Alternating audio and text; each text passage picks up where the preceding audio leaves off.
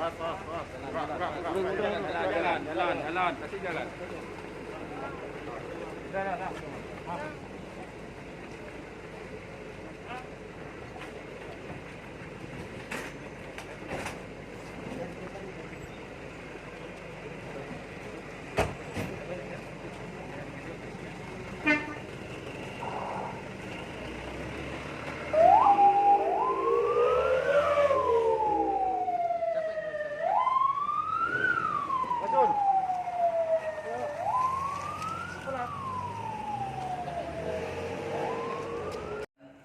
Pengelolaan Keuangan dan Aset Daerah atau BPKAD Kabupaten Pangkal Tinggi tahun anggaran 2019 atas nama saudara inisial H, inisial H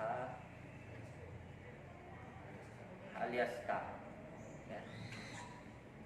Adapun dari perbuatan tersangka berdasarkan hasil perhitungan kerugian negara untuk sementara dari tim penyidik, berdasarkan bukti-bukti yang ada, pada saat ini negara dirugikan sebesar 548.283.819 rupiah. Dan terhadap tersangka ini kita lakukan penahanan oleh tim penyidik Kejari Kuantasim ini selama 20 hari ke depan, terhitung sejak tanggal hari ini 25 Maret sampai dengan 20 hari ke depan. Ya. Dan terhadap tersangka ini tim penyidik menyangkakan pasal 2 ayat 1 junto pasal 3 junto pasal 18 Undang-Undang Nomor 31 Tahun 99 sebagaimana diubah dengan Undang-Undang RI Nomor 20 Tahun 2021 tentang pemberantasan tindak pidana korupsi dengan ancaman pasal 2-nya maksimal penjara seumur hidup dan pidana paling singkat 4 tahun dan denda paling sedikit 200 juta dan paling banyak 1 miliar rupiah. Ancaman pasal 3 paling singkat 1 tahun dan paling lama 20 tahun dan denda paling sedikit 50 juta rupiah. Adapun alasan penyidik melakukan penahanan terhadap tersangka, dikhawatirkan bahwa tersangka akan melarikan diri dan menghilangkan barang bukti berdasarkan pasal 211 KUHP.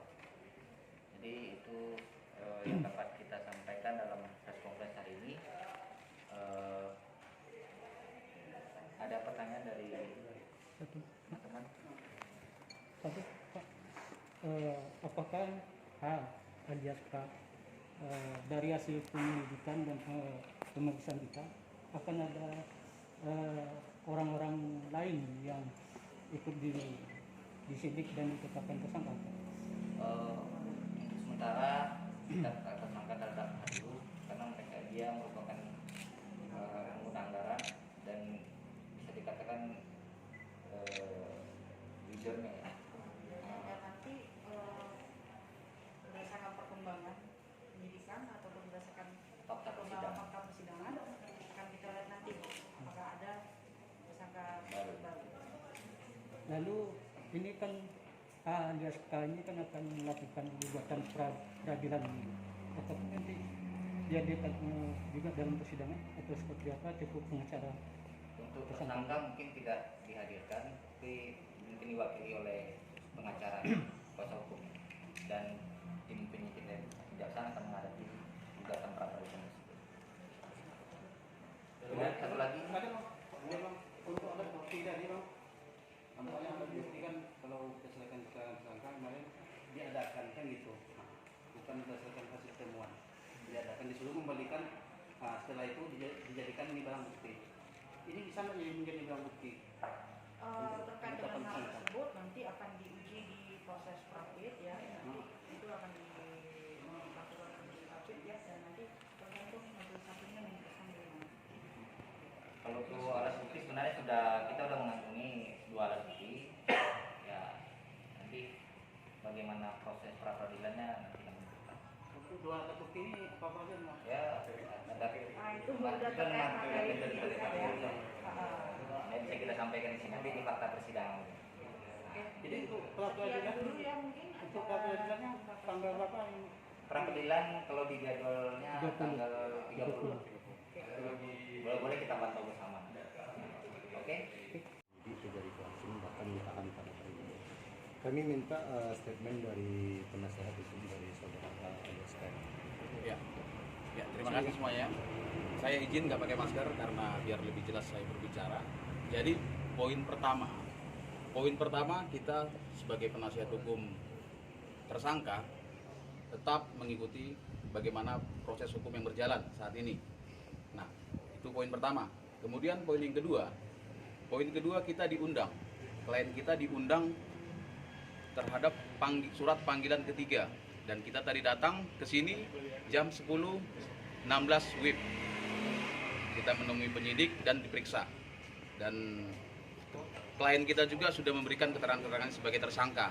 Nah, kemudian di sini saya ingin menyampaikan kepada awak-awak kawan-kawan yang ada di media bahwasanya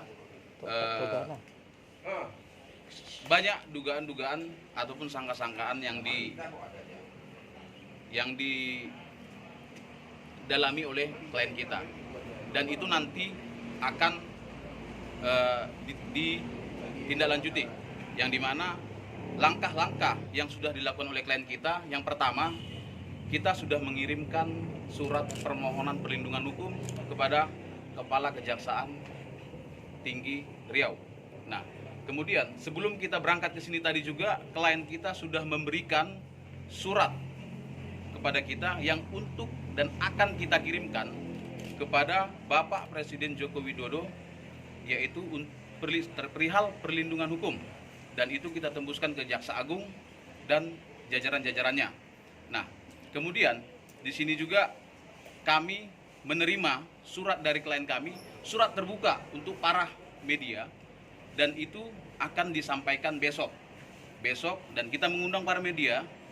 Ada salah satu tim penasihat hukum kita nanti akan menyampaikan surat itu kepada media, supaya apa yang di dalam perasaan hati klien kita disampaikan pada media, dan biarlah masyarakat yang mengetahuinya dan menilai seperti apa ini proses yang selama ini sedang berjalan. Nah, kemudian pada tanggal 16 Maret 2021, klien kami melalui kami, tim penasihat hukum, telah mengajukan permohonan prapit di Pengadilan Negeri Teluk Kuantan, dan harapan kami semoga pihak penyidik memenuhi panggilan terhadap sidang permohonan prapit tersebut. Nah, mungkin cuma itu aja yang mungkin saya sampaikan. Ada lagi?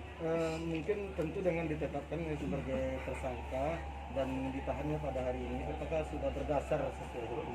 Ya, kalau itu nanti biarlah prapit yang menilai seperti apa. Kita sudah serahkan kepada majelis hakim yang memutus dan memeriksa apakah yang disangkakan oleh penyidik sudah memenuhi unsur dan sesuai dengan KUHAP. Jadi kita serahkan aja kepada majelis hakim, karena hukum kita anggap adalah sebagai panglima kita. Nah, kemudian perlu saya sampaikan, di dalam hasil pemeriksaan BPK di sini tidak ada, ataupun yang disampaikan ke klien kita terhadap kita, tidak ada temuan-temuan terkait dengan anggaran tahun 2019. Nah, di sini ada beberapa instansi, tapi ini kemana? Nah, jadi ini yang kita pertanyakan. Nah, cuman biarlah nanti klien kami yang akan meneruskan. Seperti itu. Jadi selain pra peradilan, apa langkah hukum dari penasihat hukum ke depannya untuk kliennya?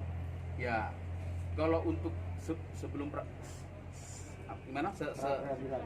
Selain pra-peradilan. Selain pra peradilan ya. Ya, kita selaku penasihat hukum ya, pertama kita melakukan pendampingan.